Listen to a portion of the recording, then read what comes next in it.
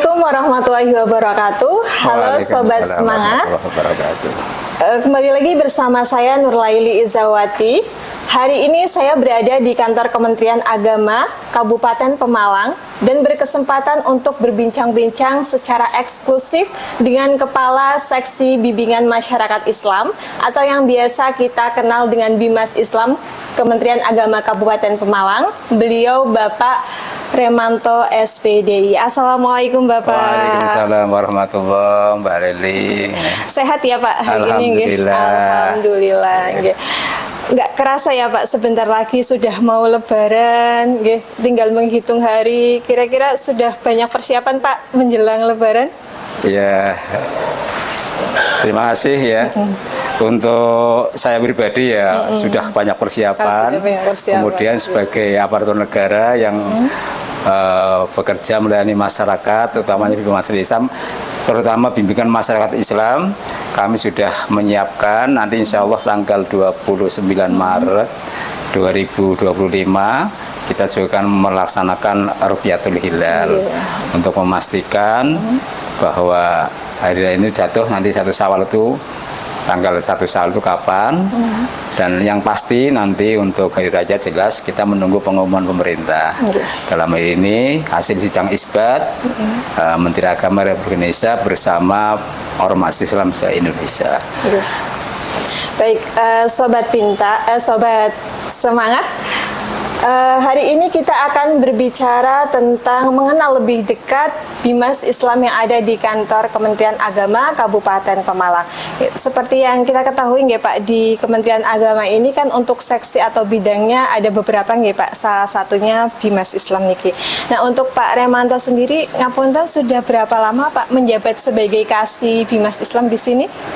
Saya sebagai Kasih Bimas Islam itu sejak September 2021. Berarti sudah cukup lama ya, berapa tahun? Lama, 4 tahun hampir. 4 tahun ya. Nah, untuk di Bimas Islam sendiri tugasnya itu apa Pak? Ya. Terima kasih Dek Leli. Manggil Dek Leli aja ya Dek ya. Kalau Mbak kayaknya kurang patio akrab ya.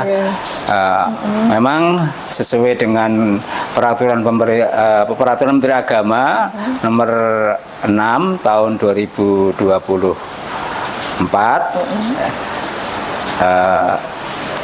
juga ini sebagai perubahan daripada PMA yang lalu. Bimas Islam, Seksi Bimas Islam memiliki tugas pelayanan fungsi memberikan pelayanan yang begitu luas ya, terkait dengan pembinaan bimbingan kepada masyarakat Islam. Ya. Jadi kalau tugas pokoknya sesuai dengan PMA tadi, Bimas Islam melakukan pelayanan, bimbingan teknis, pembinaan serta pengelolaan data dan informasi di bidang bimbingan masyarakat Islam. Juga melaksanakan pelayanan dan pembinaan pada seksi bimbingan agama Islam serta pembinaan dan pemberdayaan zakat dan wakaf, penyuluhan dan penerangan agama Islam, dakwah, HPI, MTQ ya, berdasarkan kebijakan teknis yang ditetapkan oleh kepala kantor. Sedangkan kita mempunyai 3 fungsi, yaitu fungsi pertama penyiapan perumusan kebijakan teknis dan perencanaan, yang kedua pelaksanaan pelayanan pembinaan di bidang kepenghuluan, pemberdayaan zakat wakaf, masjid taklim, pembinaan keluarga sakinah, penyuluh agama Islam, penerangan agama Islam ya. Kemudian musabakoh tilawatil Quran, dan kemudian yang terakhir adalah fungsi kita melakukan evaluasi dan penyusunan program. Ya. Demikian Mbak. Lumayan banyak juga ya Pak untuk tugas-tugas dari Bimas Islam sendiri. Berarti di tahun 2025 ini karena tadi banyak tugas, otomatis biasanya banyak program gitu Pak? Banyak program. Ada tidak Pak program unggulan yang ingin dicapai di tahun 2025 ini Pak? Hampir Bimas Islam itu programnya menjadi prioritas Pak Menteri. Ya. Jadi dari asta prioritas Pak Menteri itu kita hampir 8-8-nya itu ada semua. Ada semua setiap tahunnya ya Pak. Ya, karena di pertama ada program kepenghuluan. Kalau dalam BIPA kita itu kode programnya 2104. Itu program kepenghuluan. Antara lain adalah layanan nikah dan rujuk. Ya, di situ juga ada bimbingan perkawinan, bimbingan keluarga sakinah. Ini asta yang pertama masuk, sampai yang ke-8 kelihatannya bisa masuk kalau yang itu ya. Karena dari keluarga ini semua asta ada di asta prioritas Pak Menteri Agama. Ya. Kemudian ada bimbingan program 2122 pemberdayaan zakat wakaf, ini sama potensi ekonomi masuk semua ya. Jadi ini program BIMAS seperti itu ya. Kemudian 21 23 ada bimbingan penyuluhan dan peran agama Islam. Wah, ini luas sekali kalau ini ya. Jadi penyuluh ini terjun membawa 8 kategori sasaran bimbingan penyuluhan. Ya, ada penyuluhan kepada masyarakat di bidang BTQ, ada di bidang penyalahgunaan narkotika, anti korupsi. Itu semuanya adalah lahan-lahan program pemerintah yang akan sampaikan oleh para penyuluh agama Islam ini di program 2123. Kemudian 2124 terkait dengan layanan syariah, urusan agama Islam dan layanan syariah ini banyak sekali juga. Ada layanan majelis taklim, kemasjidan, ada lagi kemasjidan saja ada pembuatan ID ya. Kemudian ada pembuatan rekomendasi, surat keterangan masjid. Majelis taklim juga sama. Ada permohonan surat keterangan terdaftar sebagai di Kementerian Agama, ada ijob, ada piagamnya kita buatkan. Juga ada layanan syariah yang berupa doa dan rohaniwan yang diminta oleh lintas sektoral ya. Kemudian ada lagi juga ukuran kiblat. Ini kita layani semua. Jadi di program 2124 ini sangat luas karena urusan agama Islam dan layanan syariah ya. Juga ada peringatan Hari Besar Islam ya. Ini luar biasa. Jadi kami tetap berusaha agar tahun 2025 ini semuanya bisa dilaksanakan. Ya, program-program tersebut. Berarti semua program merupakan program unggulan ya Pak? Semuanya unggulan. Ya. Berarti tadi salah satunya program penghulu. Berarti untuk Bimas Islam sendiri ini membawahi KUA ya Pak? Bimas Islam membawahi 14 KUA di 14 kecamatan. 14 kecamatan. Baik, untuk berbagai macam program yang dilaksanakan oleh Bimas Islam sendiri, tentunya biasanya dalam pelaksanaannya kan ada kendala ya Pak ya.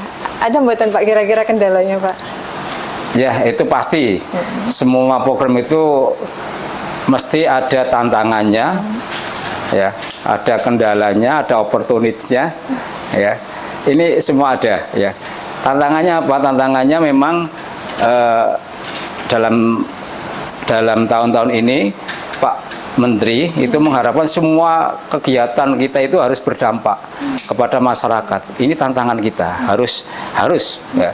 Seperti baru kami lakukan, bagaimana masjid harus berfungsi juga sebagai layanan para mudik, agar mudik itu nyaman, bisa istirahat, bisa beribadah di situ, disiapkan energi ya, biar mereka tidak sakit, tidak capek ya. Ini tantangannya Pak seperti itu, berdampak artinya memberi manfaat kepada masyarakat langsung. Ya, program kita ini tantangan kita. Ya. Dan itu menjadi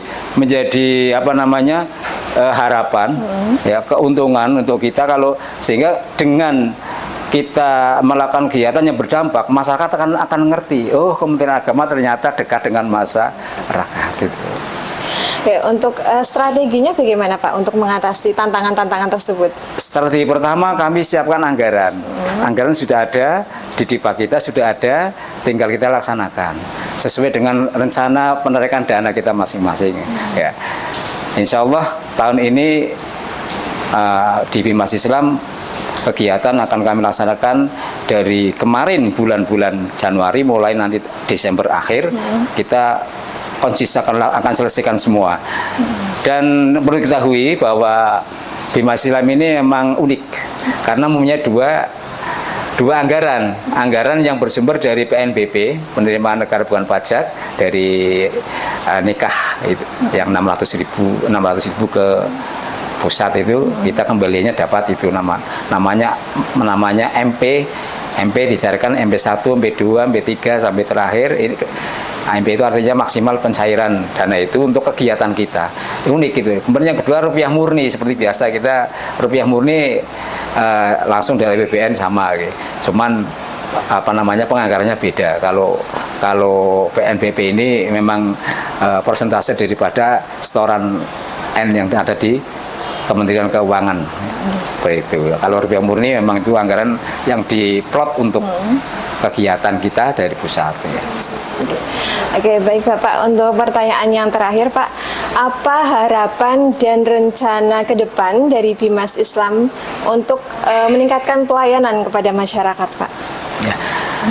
Kami Bimas Islam sudah merencanakan untuk kedepannya. Ya, kami akan benahi seluruh layanan yang kita lakukan ini agar masyarakat ini merasa